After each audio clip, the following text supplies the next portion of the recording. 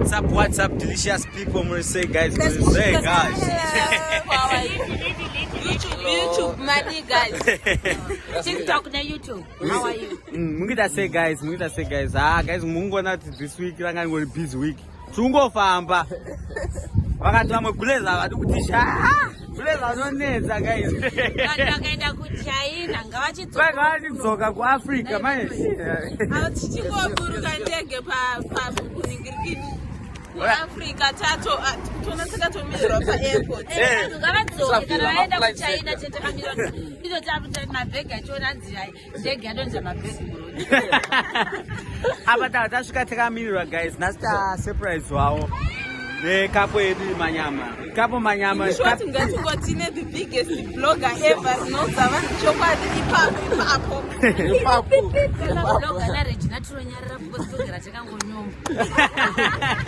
Blogger just release.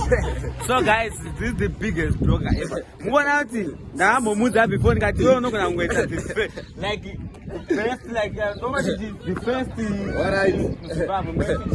That's what the best blogger. Okay, in Zimbabwe. Boss muna knows vanhu chokwadi. So guys, tafara nas guys afisidzwa nevanhu ava two vaita rudo kubva kure futi kwavabva kati kukudzai mafamu.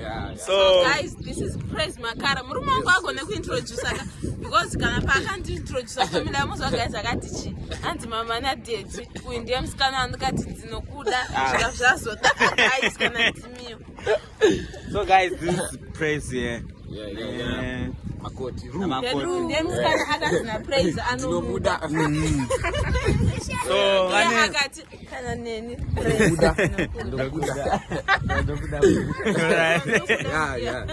Alright guys, saka vanowanika ufuti vanoita zvoku like zvangati the biggest blogger ever. Everywhere.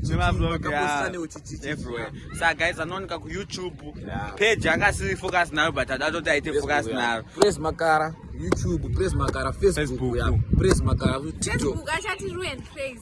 Okay. Kana pagara pachiti Praise. Tachingiswa.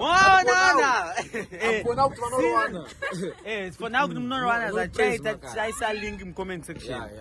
Chaisa put the link YouTube, put it by comment section. But very soon, vacha change zita vacha totanga upisa Facebook. Vava upisa nechi. Yes. Guys, stay updated. Atisku zoti ndo vacha kuratidza here zvotete sezvo vatigira or tista kuratidza.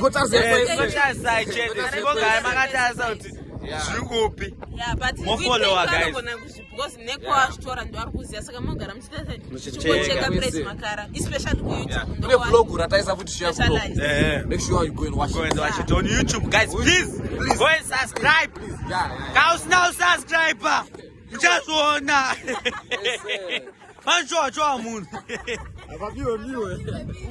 Uyu my guru rechina vamanya guys vari busy man anga chinetsa but thank you guys. Vakutya loganza nozo blog. No blog, ndozvifambira, yeah. Why not the blogger? Kublogger.